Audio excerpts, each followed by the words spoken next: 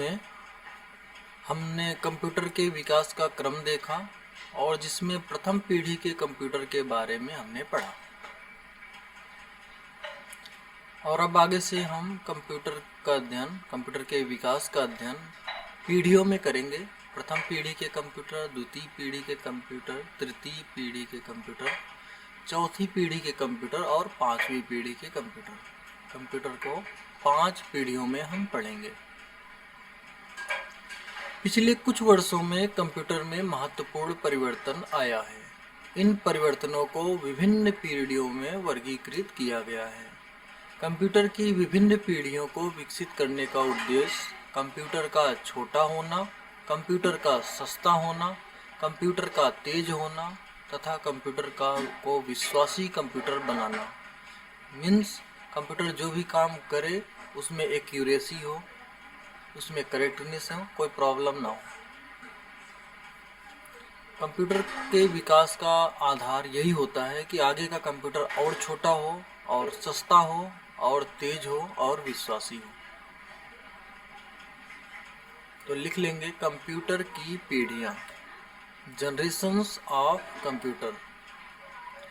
पिछले कुछ वर्षों में कंप्यूटर में महत्वपूर्ण परिवर्तन आया है। इन परिवर्तनों को विभिन्न पीढ़ियों में वर्गीकृत किया गया है।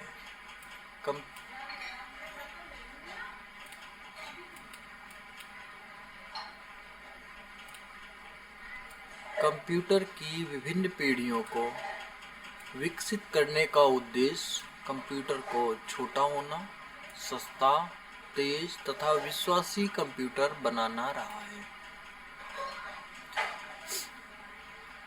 सबसे पहले शुरुआत करेंगे प्रथम पीढ़ी के कंप्यूटर, फर्स्ट जनरेशन कंप्यूटर। पहली पीढ़ी के कंप्यूटर, फर्स्ट जनरेशन कंप्यूटर्स 1942 से 1955 का जो साल रहा है, इसमें जो भी कंप्यूटर है या 1955 के पहले के जो भी कंप्यूटर हैं उनको हम फर्स्ट पीढ़ी में रखते हैं। अब फर्स्ट पीढ़ी के कंप्यूटर में स्विचिंग डिवाइस के रूप में निर्वात ट्यूब या वैक्यूम ट्यूब का उपयोग होता था। ये मोस्ट इम्पॉर्टेंट फैक्ट्स है, एग्जाम में आ सकता है, तो इस चीज़ को हम याद रखेंगे। पहली पीढ़ी के कंप्यूटर में जो स्विचिंग डिवाइस होता था वो था निर्वात ट्यूब या वैक्यूम ट्यूब।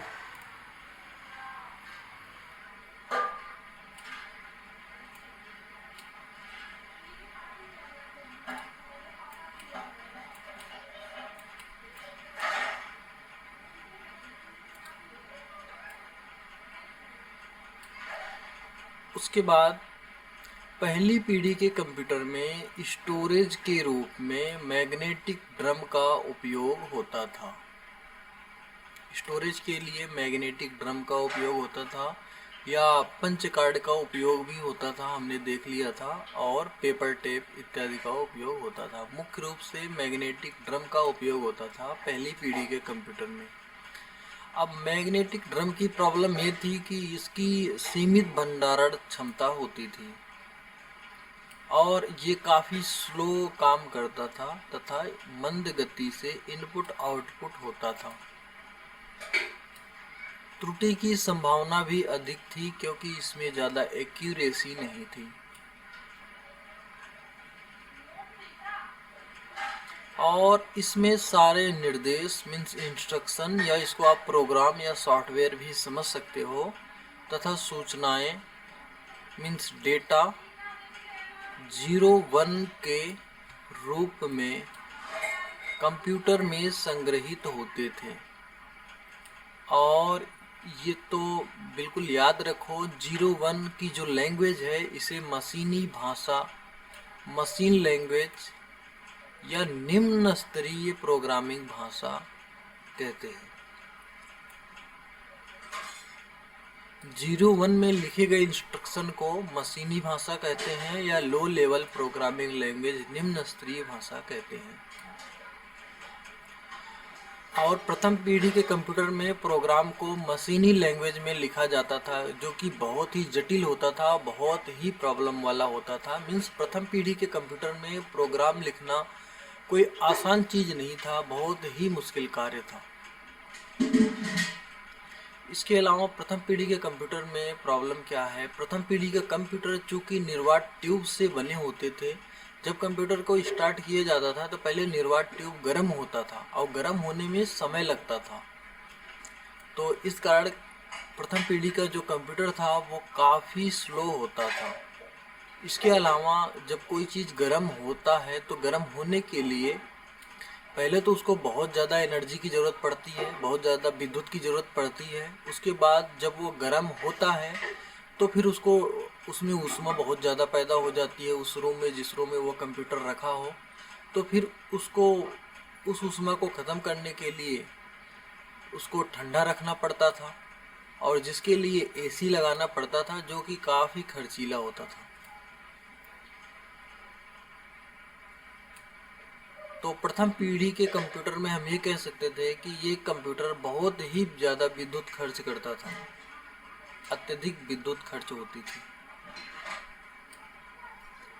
अब अगर बात करें तो ये बात तो क्लियर है कि प्रथम पीढ़ी का कंप्यूटर बहुत ही स्लो गति से काम करता था, बहुत ही धीमी गति से काम करता था। फिर भी इसकी गणना स्पीड मिली सेकंड में होती थी। कहने का मतलब है 1 मिली सेकंड में लगभग एक गणना करता था।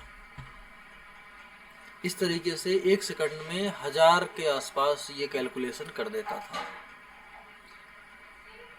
ये हमने देख ही लिया है पहले के लेक्चर्स में। ये आकार में काफ़ी बड़े, जिसको बल्कि कहते हैं, बल्कि होते थे। वह अत्यधिक ऊर्जा खपत करने वाले थे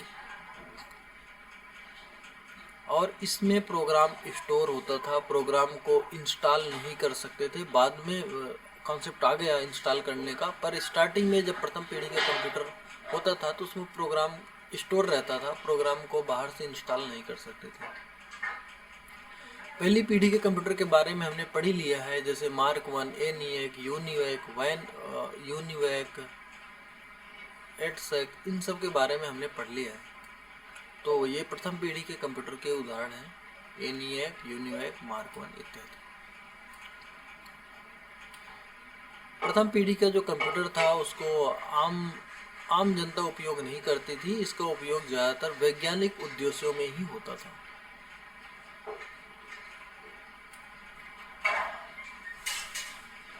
अब प्रथम पीढ़ी कंप्यूटर के बाद अब हम देखेंगे द्वितीय पीढ़ी के कंप्यूटर, दूसरी पीढ़ी के कंप्यूटर, सेकेंड जनरेशन कंप्यूटर्स।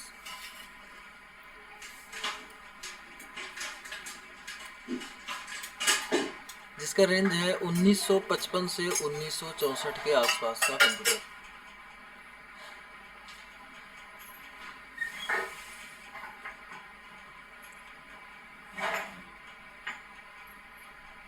हमने देखा पहली पीढ़ी के कंप्यूटर में कंप्यूटर का निर्माण निर्वात ट्यूब से होता था, जबकि दूसरी पीढ़ी के कंप्यूटर में निर्वात ट्यूब की जगह अर्धचालक ट्रांजिस्टर का प्रयोग किया गया। जब प्रथम पीढ़ी का कंप्यूटर था तब तक अर्धचालक ट्रांजिस्टर का खोज नहीं हुआ था, इसलिए इसकी जगह पे निर्वात ट्यूब का ही प्रयोग होता था। पर धीरे धीरे सेमीकंडक्टर्स का भी खोज हुआ और द्वितीय पीढ़ी के कंप्यूटर बनते बनते निर्वात ट्यूब की जगह अर्धचालक ट्रांजिस्टर का प्रयोग किया गया, जो अपेक्षाकृत हल्के, छोटे और कम विद्युत खपत करने वाले थे।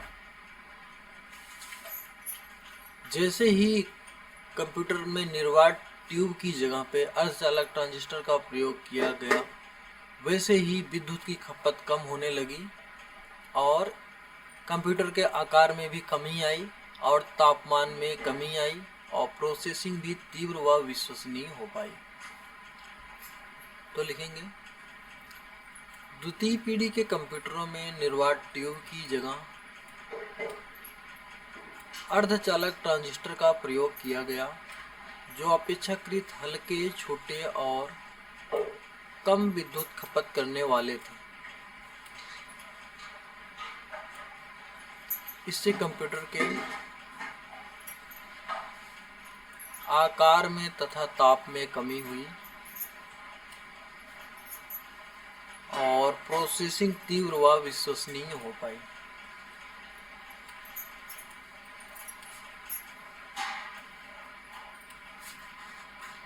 इसके अलावा द्वितीय पीढ़ी के कंप्यूटर के बारे में पढ़ें तो इसमें डेटा तथा सॉफ्टवेयर के भंडारण के लिए मेमोरी के रूप में मैग्नेटिक कोर का उपयोग किया जाता था। स्टार्टिंग में तो मैग्नेटिक ड्रम का उपयोग किया जाता था, पर द्वितीय पीढ़ी के कंप्यूटर में मैग्नेटिक कोर का उपयोग किया जाता था, जिसमें मैग्नेटिक टेप, मैग्नेटिक डिस्क इत्यादि का आरंभ हुआ। मैग्नेटिक डिस्क पर आयरन ऑक्साइड की परत होती थी। ये एक इम्पॉर्टेंट फैक्ट है, इसको याद रखें। मैग्नेटिक डिस्क पर आयरन ऑक्साइड की परत होती है। आपने मैग्नेटिक टेप देखा होगा, आपने जो एक टेप देखा होगा जिसमें पतली सी चमकीली सी रील होती थी, वही है मैग्नेटिक टेप। आज से कुछ साल पहले 15-20 साल पहले टेप रिकॉर्डर होता था जिसमें वो टेप घूमता रहता था और गाना बजता था, वही है मैग्नेटिक टेप। लिखेंगे डेटा तथा सॉफ्टवेयर के भंडारण के लिए मेमोरी के रूप में मैग्नेटिक कोर का उपयोग किया जाता था। इसमें मैग्नेटिक टेप, मैग्नेटिक डिस्क आदि का प्रयोग आरंभ हुआ। मैग्नेटिक डिस्क पर आयरन ऑक्साइड की परत होती है। जहां प्रथम पीढ़ी के कंप्यूटर में मशीनी भाषा का उपयोग होता था, 0-1 बाइनरी लैंग्वेज का उपयोग होता था प्रोग्रामिंग के लिए, वहीं द्वितीय पीढ़ी के कंप्यूटर में सॉफ्टवेयर निर्माण के लिए असेंबली भाषा का प्रयोग किया जाने लगा। लिखेंगे कंप्यूटर के सॉफ्टवेयर असेंबली भाषा में तैयार किया गया। असेंबली भाषा में प्रोग्राम लिखने के लिए निमोनिक्स कोड का प्रयोग किया जाता है। असेंबली भाषा में प्रोग्राम लिखने के लिए निमोनिक्स कोड का प्रयोग किया जाता है।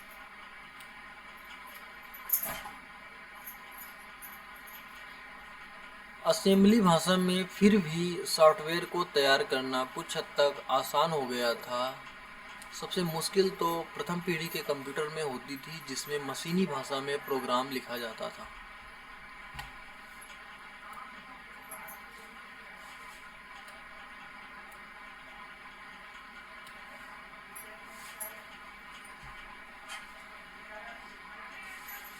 अब धीरे धीरे प्रोग्रामिंग भाषा का भी विकास हुआ और नए प्रोग्रामिंग भाषा कोबोल तथा फोर्ट्रान के प्रारंभिक संस्करण का विकास किया गया।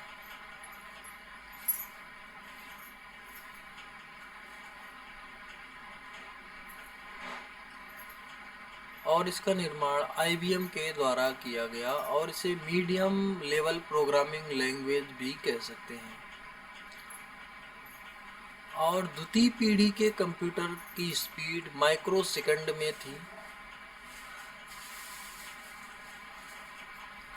एक माइक्रो सेकंड में एक गणना करने में ये सक्षम था। लिख लेंगे नए प्रोग्रामिंग भाषा कोबोल तथा फोर्ट्रान के प्रारंभिक संस्करण का विकास किया गया, जो कि IBM के द्वारा किया गया और इसे मीडियम लेवल प्रोग्रामिंग लैंग्वेज भी कहा जा सकता है। इसकी गणना स्पीड माइक्रो सेकंड में थी।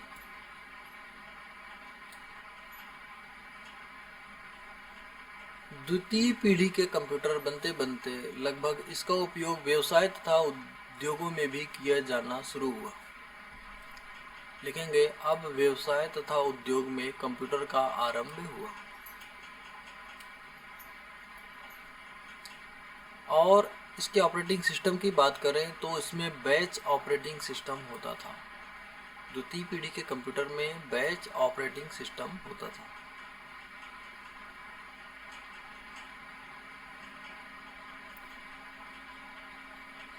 इसके बाद हम देखते हैं तृतीय पीढ़ी के कंप्यूटर, तीसरी पीढ़ी के कंप्यूटर, थर्ड जनरेशन कंप्यूटर।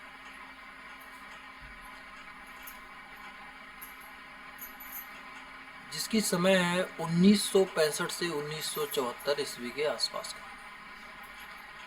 1965 से 1974 ईस्वी के आसपास का कंप्यूटर तीसरी पीढ़ी का कंप्यूटर कहलाया, third generation of computer.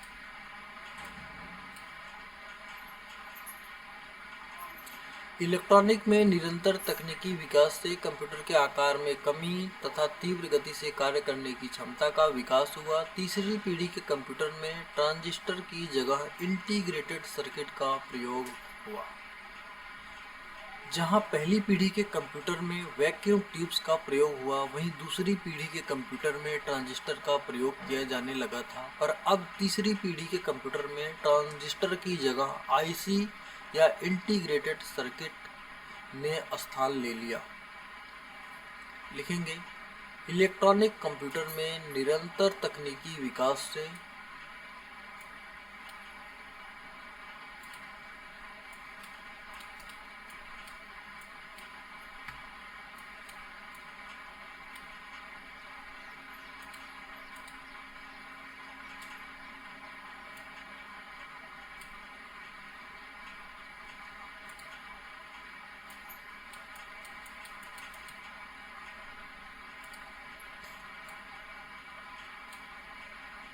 Electronic में निरंतर तकनीकी विकास से कंप्यूटर के आकार में कमी।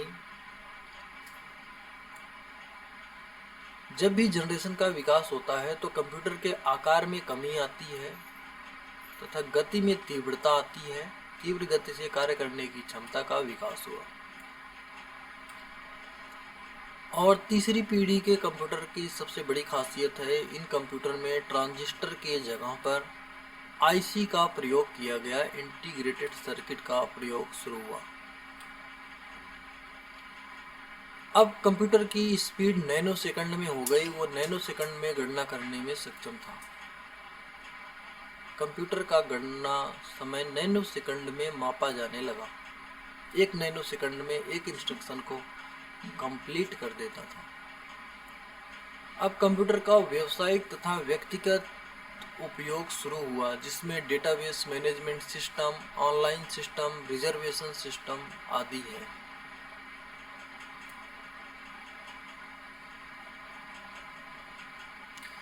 तृतीय पीढ़ी का कंप्यूटर आते आते इसका पर्सनल उपयोग भी शुरू हो गया, जिसमें घर बैठे रेलवे रिजर्वेशन वगैरह का काम शुरू हुआ, ऑनलाइन काम शुरू हुआ।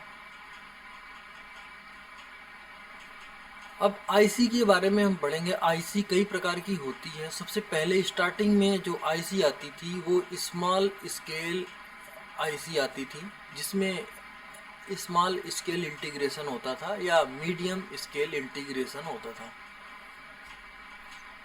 तो तीसरी पीढ़ी में आईसी की शुरुआत हुई तो स्टार्टिंग में एसएसआई एमएसआई का विकास हुआ था, जिसमें इसका स्मॉल स्केल इंटीग्रेशन होता था और मीडियम स्केल इंटीग्रेशन होता था।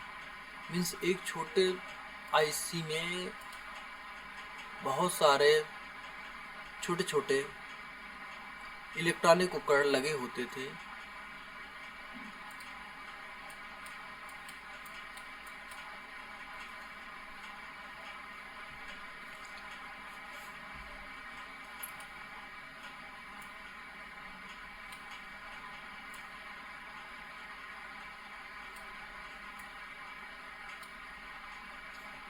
सबसे पहले हम समझेंगे स्मॉल स्केल इंटीग्रेशन या मीडियम स्केल इंटीग्रेशन होता क्या है। आईसी क्या होता है? Integrated circuit. इंटीग्रेटेड सर्किट होता है एक ऐसा सर्किट जिसमें बहुत सारे ट्रांजिस्टर, बहुत सारे रजिस्टर और बहुत सारे कैपेसिटर लगे हों, उसको हम आईसी कहते हैं। एक छोटे से आईसी में सैकड़ों, हजारों, लाखों, आज के टाइम में तो छोटे छोटे ट्रांजिस्टर, छोटे छोटे प्रतिरोधक या रजिस्टर या कैपेसिटर लगे होती है, उसके द्वारा सर्किट का निर्माण होता था।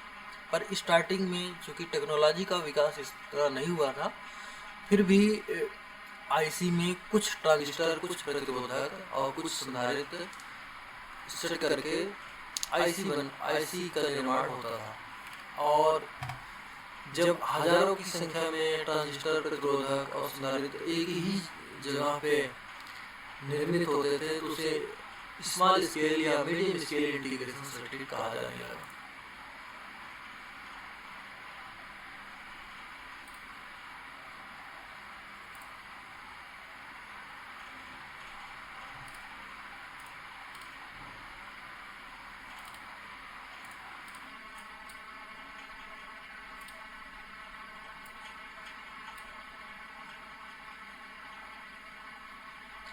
अब सबसे इंटरेस्टिंग बात यह है कि तीसरी जनरेशन के कंप्यूटर में केवल और केवल कीबोर्ड का उपयोग शुरू हुआ था और अभी तक माउस का निर्माण नहीं हुआ था। माउस का निर्माण क्यों नहीं हुआ था? क्योंकि माउस जीयूआई पे काम करता है, ग्राफिकल यूजर इंटरफेस पे काम करता है, और तीसरी पीढ़ी के कंप्यूटर तक कोई भी ग्राफिक्स नहीं होता था। जो भी होता था टेक्स्ट के फॉर्मेट में लिख के कंप्यूटर को कमांड दिया जाता था और लिख के ही वो उसका रिप्लाई करता था। तो CLI बेस्ड कंप्यूटर होता था, command line interface based computer होता था। GUI होता ही नहीं था, कोई भी ऐसा आइकन नहीं होता था जिस पे अपन क्लिक कर सके। तो जब क्लिक करने का कोई काम नहीं था तो माउस का भी कोई काम वहाँ पे नहीं था। तो तीसरी पीढ़ी के कंप्यूटर में इनपुट तथा आउटपुट उपकरण के रूप में क्रमशः कीबोर्ड तथा मॉनिटर का प्रयोग प्रचलित हुआ।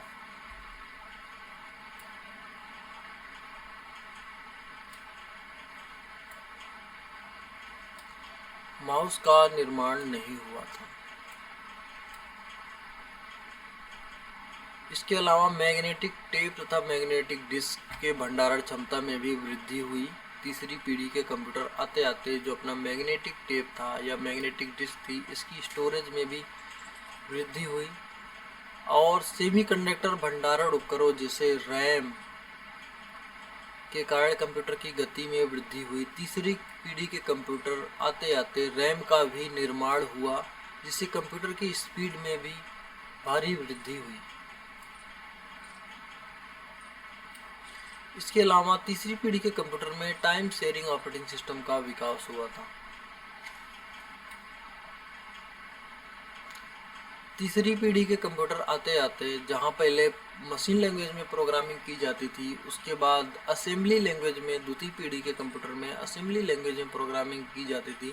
अब तृतीय पीढ़ी आते आते और भी प्रोग्रामिंग लैंग्वेज का विकास हुआ, जिसे उच्च स्तरीय प्रोग्रामिंग भाषा कहा गया, जिसमें PL1 है, पास्कल है, बेसिक है। ये सारे प्रोग्रामिंग लैंग्वेज का विकास हुआ। ये सारे प्रोग्रामिंग लैंग्वेज उच्च स्तरीय प्रोग्रामिंग लैंग्वेज कहलाते हैं, उच्च स्तरीय भाषा कहलाती है। ये भाषा कंप्यूटर की भाषा होती है जिससे सॉफ्टवेयर का निर्माण किया जाता है और इसमें इनपुट व आउटपुट को नियंत्रित करने वाले सॉफ्टवेयर, जिसको ड्राइवर कहते हैं, अब ये उपलब्ध थे।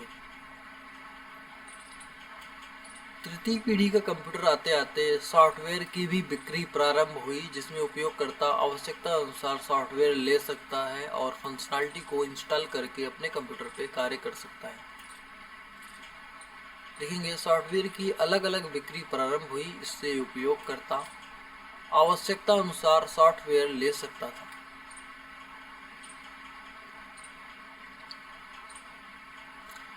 इसके बाद आते हैं आगे चौथी पीढ़ी के कंप्यूटर, फोर्थ जनरेशन कंप्यूटर। 1975 से 1989 ईस्वी के आसपास का जो भी कंप्यूटर था उसको हम फोर्थ जनरेशन कंप्यूटर कहते हैं, फोर्थ जनरेशन कंप्यूटर की संज्ञा देते हैं।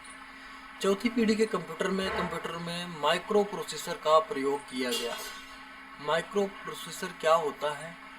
आईसी ही होता है, पर इसमें लार्ज स्केल इंटीग्रेशन होता है। बहुत बड़ी संख्या में इलेक्ट्रॉनिक उपकरण जैसे रजिस्टर, कैपेसिटर और ट्रांजिस्टर होते हैं। एक ही चिप पे लाखों कैपेसिटर, लाखों ट्रांजिस्टर और लाखों रजिस्टर निर्मित होते हैं। इसे लार्ज स्केल आईसी कहते हैं या वेरी लार्ज स्केल आईसी कहते हैं। लिखेंगे चौथी पीढ़ी के कंप्यूटरों में माइक्रो प्रोसेसर का प्रयोग किया गया।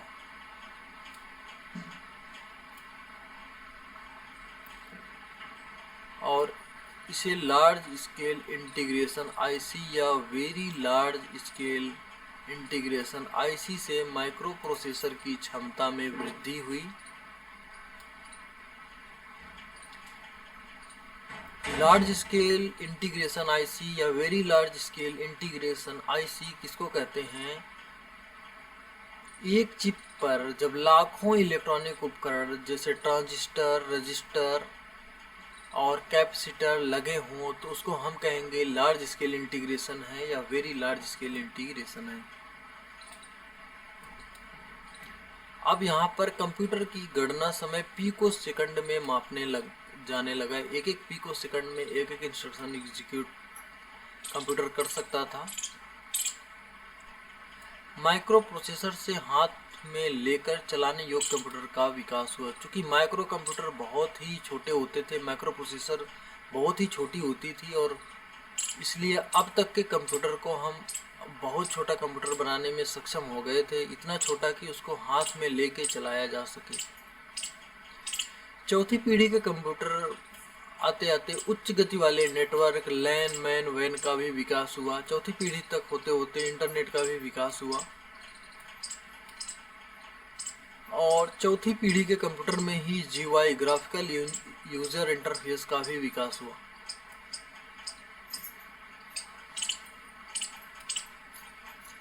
और ग्राफिकल यूजर इंटरफेस का विकास होते ही माउस व अन्य हैंड होल्ड डिवाइस के विकास से कंप्यूटर का उपयोग करना बहुत ही सरल हो गया। मीन्स माउस और जीयूआई का उपयोग चौथी पीढ़ी के कंप्यूटर से शुरू हुआ।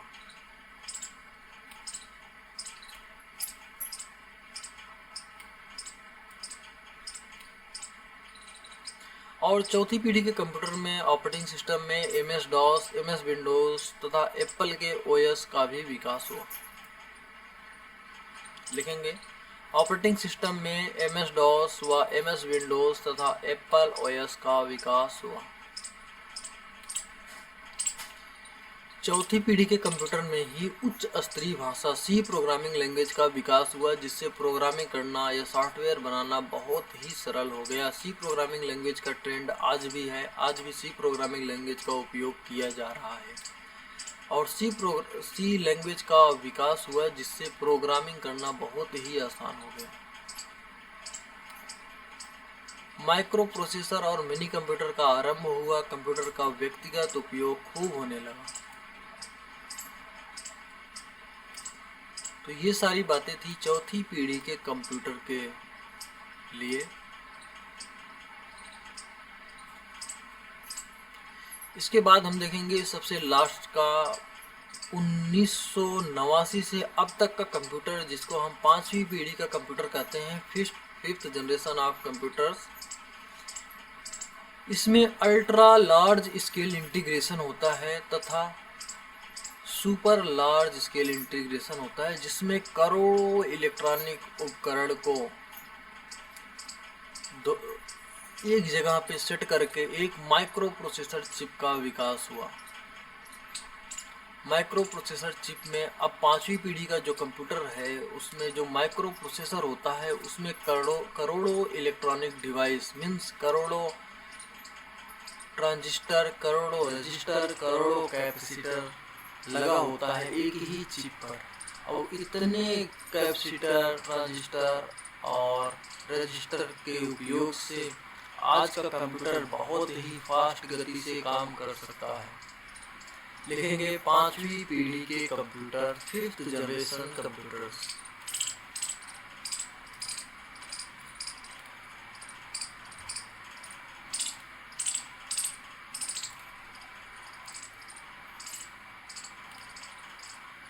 सबसे पहली बात है पांचवी पीढ़ी कंप्यूटर के लिए इसमें अल्ट्रा लार्ज स्केल इंटीग्रेशन होता है तथा सुपर लार्ज स्केल इंटीग्रेशन होता है।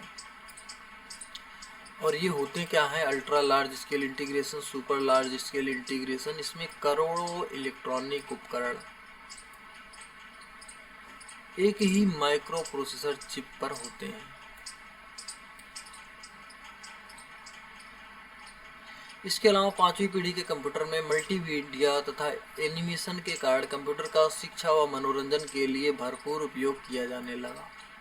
मल्टीमीडिया तथा एनिमेशन के कारण, मल्टीमीडिया मीन्स वीडियो, ऑडियो और फोटो तथा एनिमेशन के कारण कंप्यूटर का शिक्षा तथा मनोरंजन आदि के लिए भरपूर उपयोग किया जाने लगा। इंटरनेट तथा सोशल मीडिया के विकास ने सूचनाओं के आदान प्रदान तथा एक दूसरे से संपर्क करने के तरीके में क्रांतिकारी परिवर्तन संभव बनाया। इंटरनेट तथा सोशल मीडिया के विकास ने पांचवी पीढ़ी कंप्यूटर में इंटरनेट तथा सोशल मीडिया का भी खूब विकास हुआ, जिसकी विकास ने सूचनाओं के आदान प्रदान तथा एक दूसरे से संपर्क बनाने के तरीके में क्रांतिकारी परिवर्तन संभव बनाया। अब पांचवी पीढ़ी के कंप्यूटर में भंडारण के लिए ऑप्टिकल डिस्क जैसे सीडी और डीवीडी होते हैं या ब्लू रे डिस्क।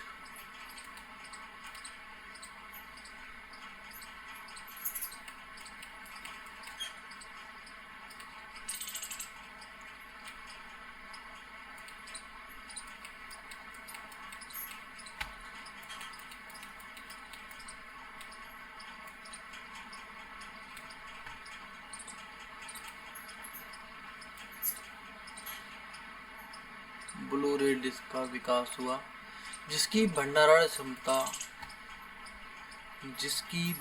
क्षमता अत्यंत उच्च थी। पांचवी पीढ़ी के कंप्यूटर में दो प्रोसेसर को एक साथ जोड़कर तथा पैरेलल प्रोसेसिंग द्वारा कंप्यूटर के प्रोसेसिंग की गति को अत्यंत तीव्र बनाया गया। इसमें दो प्रोसेसर को एक साथ जोड़ के किसी एक कार्य को पैरेलल प्रोसेसिंग द्वारा कर सकते थे।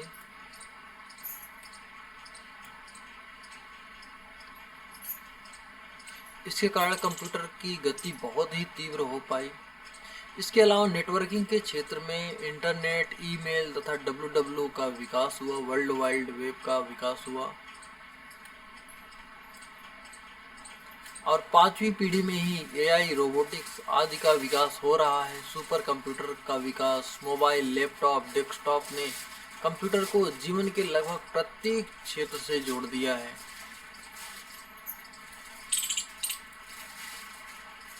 मोबाइल, लैपटॉप और डेस्कटॉप सारे ही पांचवी पीढ़ी के कंप्यूटर के अंतर्गत आते हैं। मोबाइल भी एक प्रकार से कंप्यूटर का ही पार्ट है। इसके अलावा पांचवी पीढ़ी के कंप्यूटर में ही नॉलेज इंफॉर्मेशन प्रोसेसिंग सिस्टम का विकास हुआ। Information management, natural language processing, speech recognition, character recognition, image recognition इत्यादि का विकास हुआ। अब देखो, नॉलेज इंफॉर्मेशन प्रोसेसिंग सिस्टम का विकास, इसका मतलब क्या है? Information management. Natural language processing का मतलब है जो भी शब्द बोले, जो भी शब्द कहा जाए उसका मतलब कंप्यूटर निकाल पाए, वो है natural language processing. Speech recognition का मतलब होता है मुंह से हम जो बोले माइक में, वो कंप्यूटर उसको रीड कर पाए, उसको टेक्स्ट में कन्वर्ट कर पाए, वो है स्पीच रिकॉग्निशन। कैरेक्टर रिकॉग्निशन का मतलब है हैंड राइटिंग को कंप्यूटर समझ पाए कि ये क्या लिखा है। इमेज रिकॉग्निशन का मतलब है इमेज को देख के कंप्यूटर समझ जाए किस चीज़ की इमेज है। इन सब चीज़ों का पांचवी पीढ़ी के कंप्यूटर में विकास हुआ।